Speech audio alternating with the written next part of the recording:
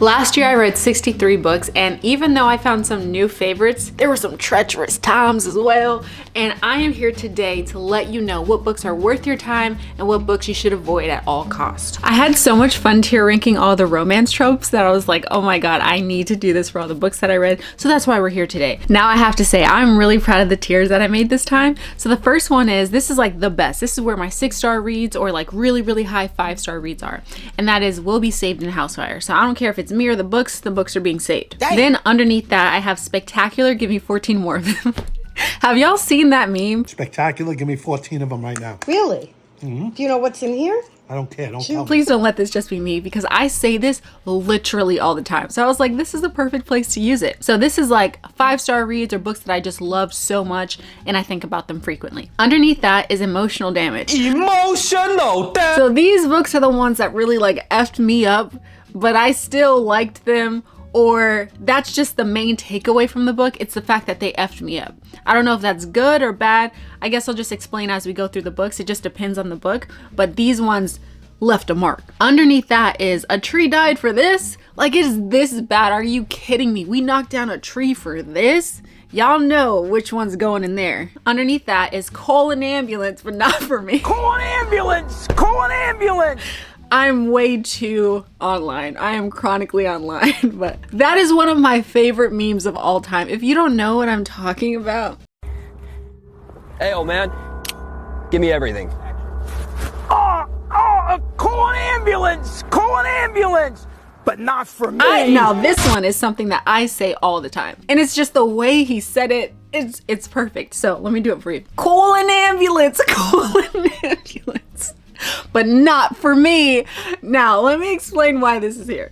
So this is like, I wasn't so sure about it at first, or there were times in the book where I didn't necessarily like it, but then at the end I'm like, wow, I see what happened and I enjoyed that. Then last but not least is just average. She's mid. Like, it was okay. It wasn't something to write home about. I'm not necessarily gonna, I guess, recommend it to people unless it's a very specific situation. So there's that. Are you guys ready? I'm so excited to do this. So number one, love this. We are starting up strong. It's 6 of Crows. We have to save that in a house fire. I loved this book so much. Wait, or is it Spectacular? Let me think. No, it's Love. I think it was Love. Yeah, I loved that book. It was just so good. The character development was incredible. The story, the plot, so complex but so well executed. Mwah. Couldn't have said it better myself. A Certain Hunger. Oh, I did not like this one. This was ridiculous. I can't believe a tree died for that. She was so pompous, so pretentious. I just didn't really like her as a character, and they kept trying to make it seem like, oh, she's different. She's like the main character. But no. And all she did was go around killing people and eating them. It was too much. It was too much. And I felt like they were trying too hard to make her seem like she's so open and woke, and it just, it annoyed me a lot. Wait a second. Hindsight, I realized we didn't say the disappointments. There's supposed to be a disappointment tier.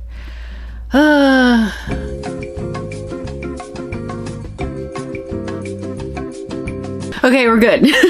I added a new tier. So this is definitely a disappointment. I thought Assistant to the Villain was going to be so good. It had such good like reviews. It had such good background information. The synopsis was really good. I loved like she was working for the villain and they were having this push and pull because he was kind of a grumpy person and she was more outgoing and bubbly. But it was just so cliche. Every single thing I saw coming, and I was just like, ugh. It was just like textbook romance. Like every single thing was obviously very clear to me, and I was just so disappointed because I thought it was going to be really good. And I just felt like it was almost like a how-to guide on how to write a romance. It was just very to the book. Every single thing like strategically placed every single moment. There was no spontaneity in my opinion.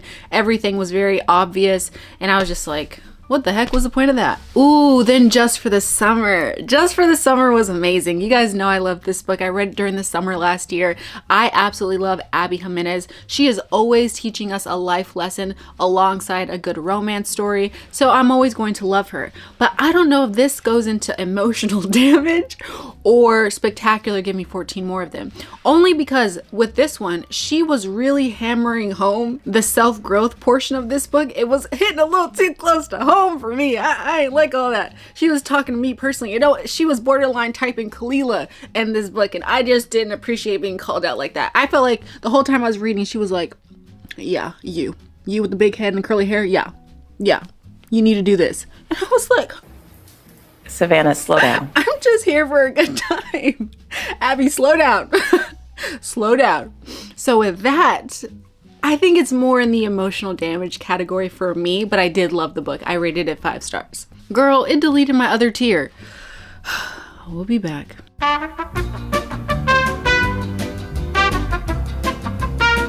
That was the last one, but she was mid. I thought Bride was okay.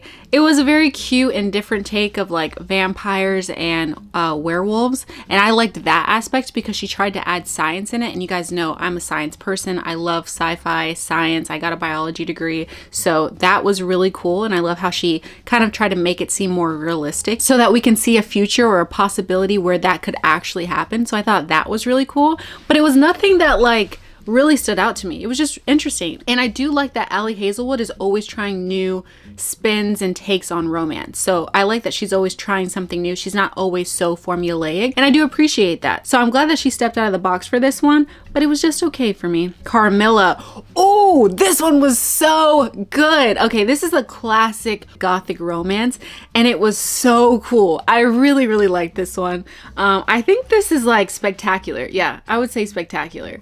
It was just so fun. I really enjoyed this. And I read it during the spooky season. So it just put me right in the feels. And I couldn't have asked for something better. Convenience Store Woman. I thought this was going to be better. It was just average for me. This author is very interesting.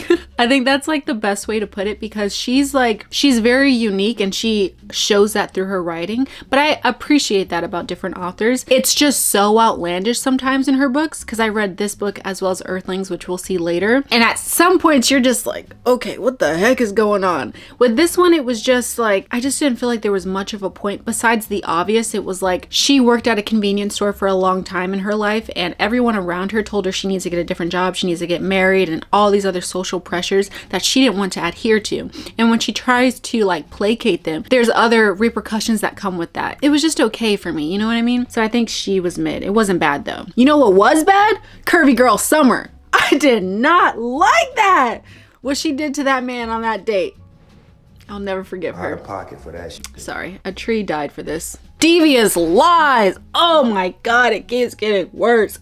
This book in particular right here, it deserves for me to get in my car and back up a few times over the book. It was so, and the audacity of this book to be 822 pages is crazy. It's actually so crazy to be this bad and that long. It's like, oh, you don't care about me at all. You know what you're writing. You know how terrible this is. And you're still typing, looking at me, knowing I'm going to read it because I can't DNF. So, I cannot believe a tree died for that. Disgusting. Dopamine detox. Okay, that was just for me. This was at a point in my life where I was like, oh my God, I'm on my phone way too much. How do I stop doing this? I don't have much of an attention span anymore. I'm getting scared. What do I do to get out of the matrix, basically? And so I read this and it was telling you everything that you already know. So this was mid, but it was nice to like be reading something that constantly reminded me to get off my phone. And I think in that sense, it was helpful. But other than that, it's like you already knew this information, you know, it wasn't telling me anything new. Like there was not a single thing in that book where I was like, wow, oh my God, I never thought of that. It was like everything that anyone always knows. So I'd put it in mid. Earthlings, that's by the same author who wrote Convenience Store Woman. That was unhinged. Oh my God, that was so crazy. I don't know. I felt like there was a long section in the book where I thought it was really good, but the ending for me was just like, you know what I mean? I don't know. I think it was more of a disappointment than anything, just because the ending was so ridiculous. I was like, really? Is that what we wanted? You know, and there was like no more point, because at first for a long period of time she had a point to her message and I understood, but then right at the end it was just like she was making sense, and then she was just like and acting crazy and I was like, oh. And it just wasn't worth it at the end. Then Every Summer After, now that was a disappointment for me. I thought it was gonna be really good, but I hated the main character in that. She was so insufferable, never took accountability. It was always everyone else's fault. Very woe is me, and I don't know. I don't like main characters like that. I can understand it if she was like that, and then she recognized that's who she was, and then she was willing to grow and evolve. I like characters like that. But I got to the end of this book, and she was the same person. I was like, no, absolutely not. Everyone here is lying. She was mid for me. I read this with our book club, my Patreon book club. If you want to join, the link is down below. Shameless plug. And we all thought it was okay because we read another book by her and that book was incredible. So we had very high expectations. And this one was very like, ugh, especially the ending. I felt like the ending was almost a bit lazy. Oh, the next one is Everything I Know About Love. That one, hands down, is coming with me if my house is ever on fire. I love that book so much. It's so much more than just love. It's self-growth, it's evolution, it's everything that you want in a book, and it's funny. Oh, it's like the perfect memoir. I absolutely love that book. I always recommend it. If you haven't read it yet, you need to read it, especially if you're a woman. You need to read it. It's amazing. Fall With Me though, she was a disappointment. I just keep going back and forth. I'm high and I'm low, high and low. I'm sorry. But Fall With Me was really bad. This was my first Becca Mack book, and I follow a lot of Bookstagram people on Instagram. Follow me on Instagram. And a lot of these people were like, oh my god, I'm so excited to read this. This is her new book. It came out last year. It has a black main character and a white hockey player is her boyfriend or the love interest. And so I was like, oh my god, wait, that's so cute. Like, I always gravitate towards books where I'm represented because everyone wants to be seen, everyone wants to be heard. And I'm just like, oh my god, wait, she has my curly hair, she sounds interesting, like what's this about? She's a photographer. And so I was very excited for this. I thought that this was going to be so good, and I thought it was going to introduce me into a new author, but when I read it I was like, oh god, it's the same BookTok romance nonsense that I always get. And again, they always have a solid foundation, and then somehow they still like F it up. I don't get it. I don't understand. It was just so smutty, like it didn't make sense. And the way that she was I'm so sorry. I'm sorry, I'm getting to a point. I hate when the dialogue is literally giving me a physical cringe, like a physical reaction. And that's the whole book. I was like, no, there's no way they're saying this out loud in public. Like, there's no way.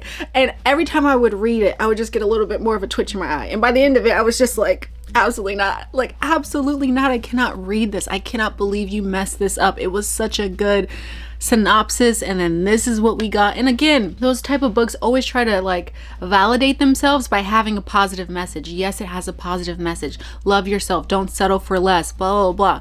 But the way that you are showing this message is so absolutely ridiculous. It's not worth the read. It's not worth the pages it's printed on. I'm so sorry to say that, but it was a huge disappointment for me because I had even just decent hopes. Like, it wasn't even necessarily high hopes. I was just like, oh, this is gonna be good. And it just was not for me. So there's that. Funny story though. I'm sorry if I'm giving y'all a jump scare, but funny story, she is that girl. It really made me reevaluate my feelings for Emily Henry, because this is the first book that I've ever liked from Emily Henry. And I know a lot of you guys agree with me. Like, a lot of her books are almost boring, or you don't really see the connection between the love interests. But this one, I am telling you, I felt the same way as you. So don't worry. This one is worth it. And let me tell you, I say it every single time I bring this book up, listen to the audiobook. The audiobook is a masterpiece. Someone has to say it. The audiobook is a masterpiece. I absolutely love this so much. I want to read it again this year. That's how good it is. You're coming with me if there's ever a fire. Harry Potter. 2 for 2. That is also saved in a house fire. This one is like, I will go back in. You know how some people are like, oh my god, my cat's in there, my dog's in there, my son is in there. If I got out of my house and I'm talking to a firefighter and they're like, oh, everyone's out, don't worry, it's just we saw some Harry Potter up there, we're running back into my house to get it. I don't care. I don't care. I have to go get my books. You don't understand, sir. I have to go get my books. So that will be saved. Haunting Adeline. God, that was just as bad, if not worse, than Devious Lies. But the thing is, I was more disappointed than anything because I had high hopes for this. This is my first dark romance book, so I wanted to have a good representation of this genre, and it just was so bad. The writing, the plot, that wasn't there. The female main character, oh my god. But honestly, more than anything, I just can't believe it was written. And it's a thick book. There's something about these romance TikTok writers who like feel the need to make their books 500 plus pages when they're bad. I just don't understand it. So this is definitely going here. I just can't believe it, truly. Highly Suspicious and Unfairly Cute. She was also mid. I thought this was gonna be way better than it was, but it was just okay. I read it during the summer, so I feel like I have more positive feelings towards it because for whatever reason during the summer, I love reading romance and it just makes me feel happier about whatever I'm reading. So I feel like it was just okay. But in all honesty, maybe it was like a 2.75, but I think I give it like a 3. If We Were Villains, I also read that. I forgot that I read that last year. I think for this one, she's like a step above mid. It was just okay. Like a 3.5. Hope y'all understand. It was just like, it felt very similar to other books that I read, especially, I always forget the name, but I love it so much. Song of Achilles. It reminded me a lot of A Song of Achilles. But if you read that first and then you read this, you're like, Song of Achilles is better. So I love Song of Achilles. That is a 5-star read for me, but this was too similar and didn't hit the same mark as Song of Achilles, so I feel like it has to be mid. Legendborn. Oh, I loved this one so much. Spectacular for sure. That was such a good book. I'm actually reading the second book in the series this year. I cannot wait to get started. Life's Too Short. Oh, this is the only Abby Jimenez book that I do not like. It was so bad. And I thought I was going to relate to it because the main character was supposed to be a YouTuber and I was like, oh my God, like someone who gets it. And then I read it and it was just very outlandish and just kept getting crazier. There was like too many things she was trying to tie into the plot and it just got lost towards the end. So I didn't like it personally, but I feel like it was more of a disappointment than anything because I always have high hopes with Abby and she always meets them. So that was very strange for me. Ooh, the next one though. Misery by Stephen King. This was my first Stephen King novel. And wow, that was a doozy. That was so scary. If you guys remember, I did like an entire vlog on this book. And this book was very traumatizing. If anything, this is definitely emotional damage. I rated it really highly. I can't remember if it was like a 4 or 5 star. It was really good, but it was so scary. I genuinely didn't think before reading this book that you can somehow translate humor through books, through reading. There's like no way I thought, but Stephen King, he is on a different level. Now I understand why they call him the king of horror because that book really traumatized me. I think honestly, I slept with the lights on for like 2 nights and I usually have to have complete pitch black darkness, but I was like, no, not today. Not today. Ain't nobody coming to get me with no axe. No, absolutely not. Put the lights on. And that's what happened. Then Virginia Woolf's Mrs. Dalloway. I thought I was gonna like this book and I just didn't. It was very all over the place and the writing was very confusing. I know that was like the point of it because it was like very progressive for her time, but it just didn't translate well for me. For whatever reason, I just was like, okay, like I just didn't really get the point of it. So that was a disappointment, unfortunately. Sorry, Virginia. Never Lie. I think this was mid. It was very obvious. It was a fast read. I do like Freida McFadden because her books are always very quick, but I thought that she was going to be better than I personally think that she is. So I was kind of disappointed, but if anything, I think it was just like, it was mid. It was average. Not in Love. This started off really good. If you guys remember, I think I read this when we went to the beach, when it was that beach vlog. And at first I was like, oh my God, I love this so much. I loved how they met. This was very cute. But then everything else after that, I was like, I don't feel any friction, any tension, any sparks between these people. Like there's nothing. There's absolutely nothing. A dead fish is giving me more. Like, where's the spark in this? Like, you know, I don't have any reason to be rooting for these two people. So that was kind of disappointing. So I think, yeah, I think this is a disappointment. One Day in December. That was one of my last books of 2024 and I absolutely hated it. It was actually our last book club book and we all hated it so much. It was not good at all. I cannot believe it. And at first it started off really good and then I could not believe what I was reading, genuinely. Like we're supposed to be fighting and rooting for this couple and they're both, no, absolutely not. Could not believe that was written. Powerless. That was a disappointment. I'm not gonna lie to you. A lot of you guys were so excited for me to read that, but honestly, it was just too much like Hunger Games. It was almost like word for word. I don't know. I don't know. You didn't hear from me, but it was just like giving me way too much deja vu, like every single thing. But it was like less information and it wasn't as like enticing to me as the Hunger Games. And maybe it's because I read the Hunger Games first. Maybe if I read this first and then read the Hunger Games, maybe I'd have a different opinion. But I was just like, what are we doing? But I will say the writing gave me a lot of foresight for this author, and it made me feel like if she does something original, she can do really well. And I'm not nixing her off as an author. I will definitely read something else of hers in the future, but I just felt like this wasn't original. Like this wasn't necessarily her own idea. I don't know. Like I feel like if I read something of hers, it will be a few years from now so that I can see what she thinks about something on her own, because she is a good writer. Practice makes perfect. Oh my gosh, this was actually a disappointment for me because I read the first book by this author, which was When in Rome, and I loved that book. I ate it up last year. It was so good. So immediately after, I went on my Kindle and I bought the next book and I read it immediately right after, like literally same day. And I was like, is this the same? Like I had to check the front. I'm like, is this the same author, Sarah Adams? It was just like very to me. It was just very average. I don't know. It didn't give me the same sparks that I felt with When in Rome. So we're gonna put that there. Salem's Lot. Oh my gosh, this was really good. But I think it's also emotional damage because that was so scary. And it wasn't like the same scary as I felt from like Misery. It was a chilling, like constant slow buildup, and it was very like jarring. I think you were constantly on the edge of your seat, and that's very hard to maintain for like a book like this. It's like 600 pages. You know what, thinking about it now, it might be Call an Ambulance for me, because at first it was so slow. And I'm not talking about like the first 50 pages, I'm not talking about the first 100 pages, I'm talking like the first 250 pages. And that's a long time to stick with something.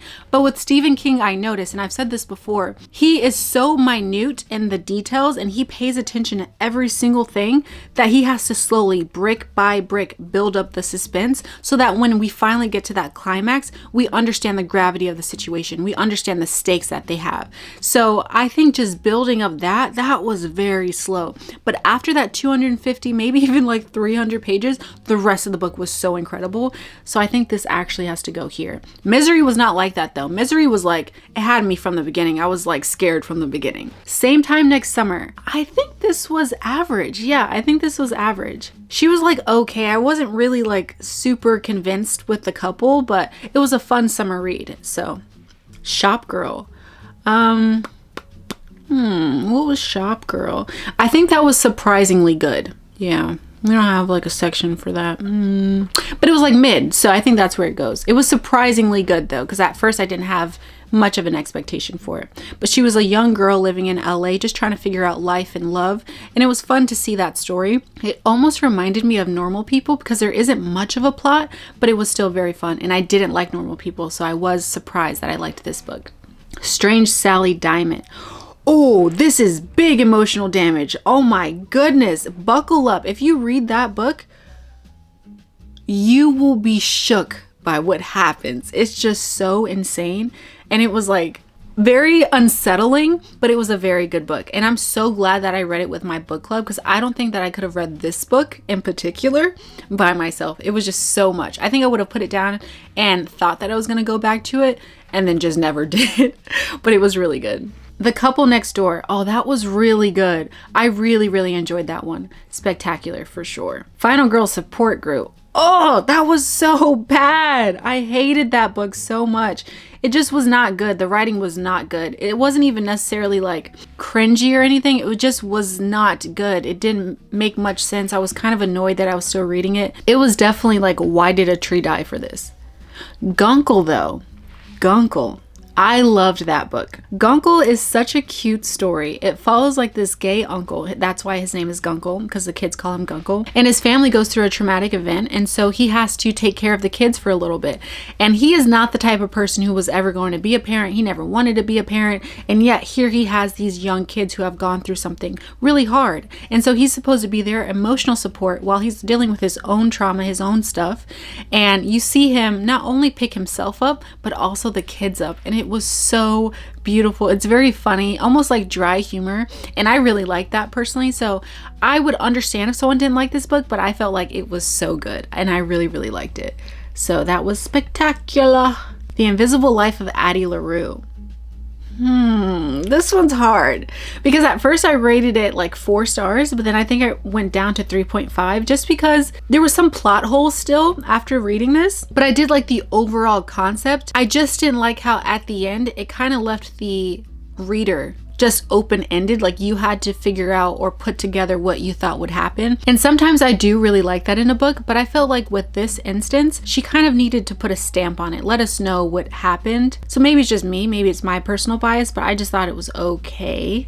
Like spectacular is a strong word because I think it's a step above mid, but it wasn't spectacular. Okay, I think what I'm gonna do is, because I like it more than just it being average, I think I'm gonna put it in spectacular, but there's a little asterisk on that one. Oh, but the Joy Luck Club, immediate 6-star. That was my first 6-star read of 2024 actually, and it's insane because it was like the beginning of the year and I already hit like a slam dunk.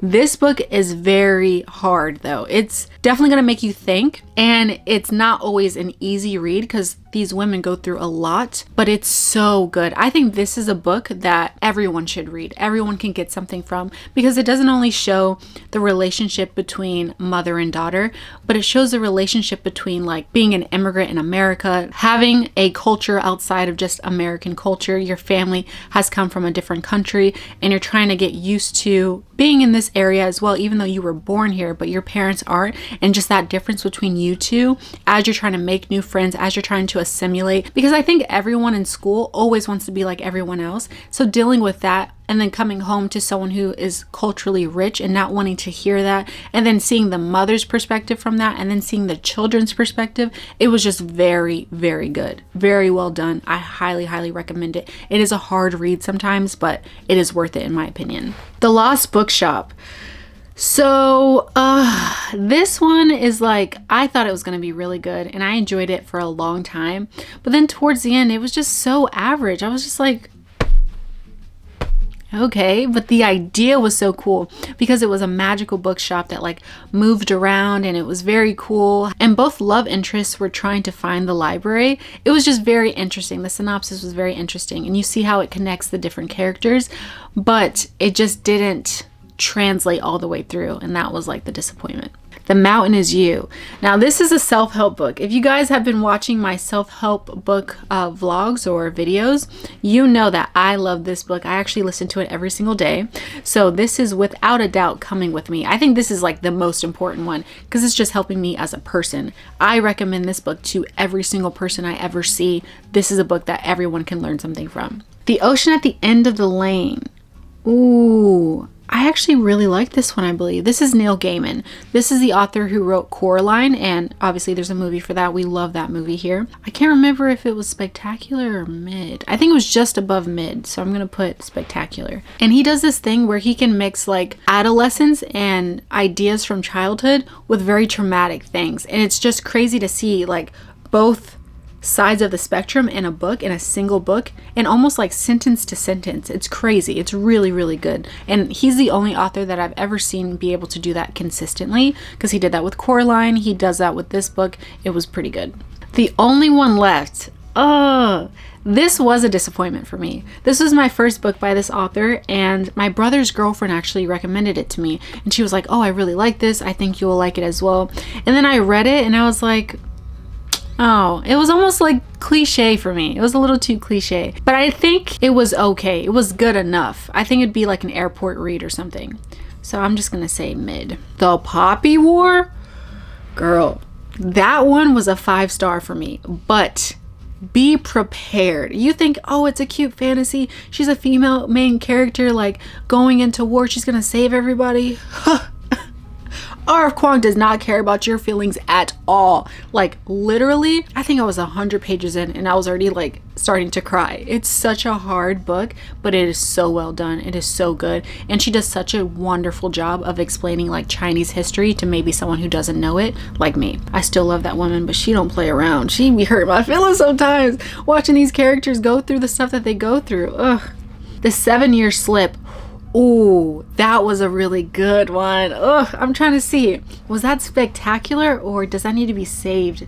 I think that needs to be saved. It was really, really good. It talks about grief in a very interesting way. It shows romance because she goes back into the past, and it does a really good job of showing romance in an interesting new way because her apartment allows her to go back into the past by 7 years, and she falls in love with someone from the past.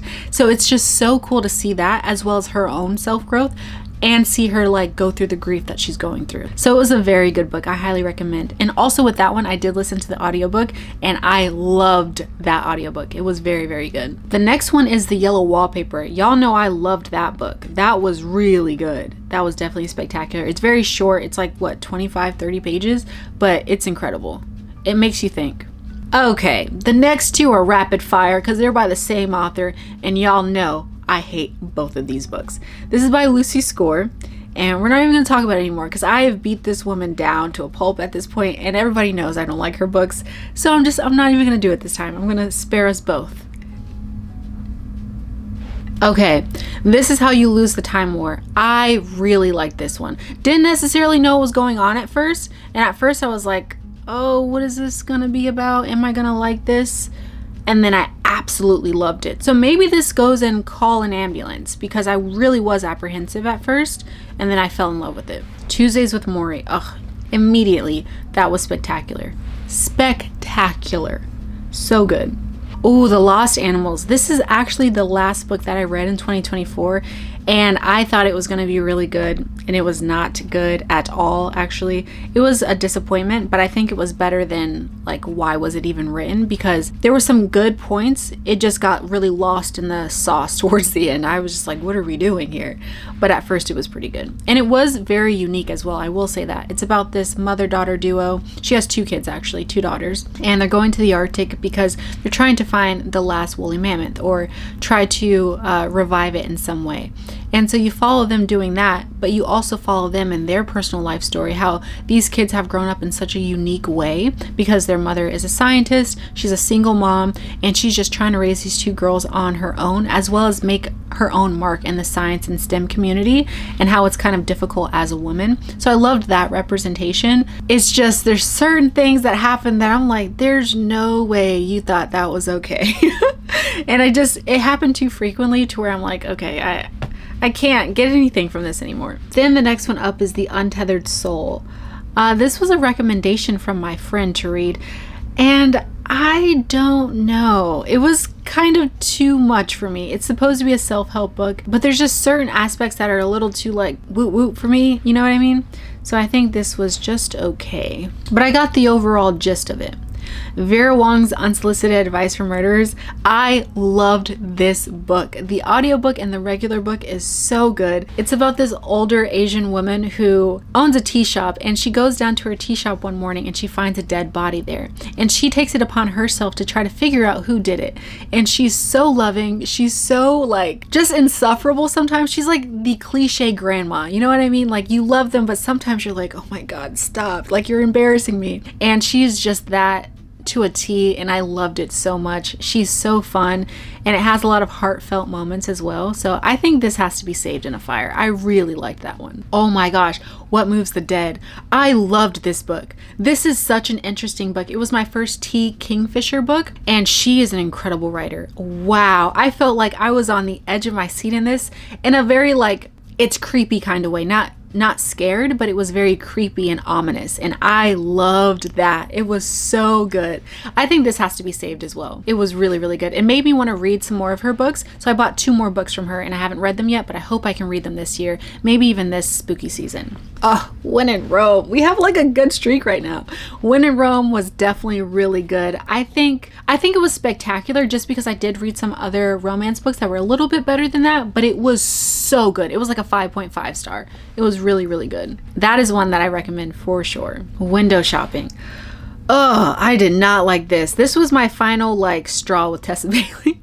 I usually try to do like the 3 strike rule, but this was it for me. I was like, oh, this is who you are. This is how you write. And I've gotten to the point where I've read so many bad, spicy, smutty books that I'm like, y'all don't really apply when it comes to the 3-strike rule, just because you're so consistent in being this. And I like that other people have this as an option, but for me, it's just not the reason why I want to read. So I definitely cannot believe a tree died for this, unfortunately. Yellowface though, oh, this is emotional damage. This is the same author who wrote The Poppy War, and R.F. Kuang is incredible. She's one of my favorite authors ever, but she does not play around. She will make you feel some very strong emotions, and during this book, I was so heated. Like, I was heated the majority of the time that I was reading this, because you watch this author, it's a book about books. You watch this author, she's an Asian American who has worked so hard to get to where she is, and she has all the accolades to prove it. Like, she's the type of person who has earned every single respectable review, every single accolade that she has, and then she has a friend, not even like a close friend, who is jealous of this, and she's a white woman, and you just see how as a minority in America you are treated. And I personally felt like it didn't matter if you were from Asian descent or if you were from Black descent or anything. Like, anyone can relate to this if you are not the majority, if you are in some type of minority. And that's why it was so like anger inducing.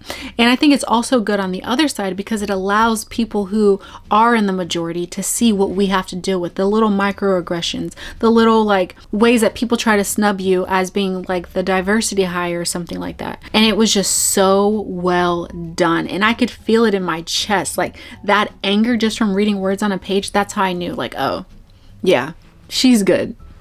And that is it. Those are all the books I read in 2024. I cannot believe we read 63 books last year. Like, that's genuinely so crazy, because the year before I read 57. So now this year I have no idea what we're gonna do. I'm excited for the new books though. Let me know in the comments below what books you read, how you would rank them, if you would change your mind on any of the ones that I ranked here. And that's pretty much it. I love y'all so much, and I'll see you guys in the next video. Bye.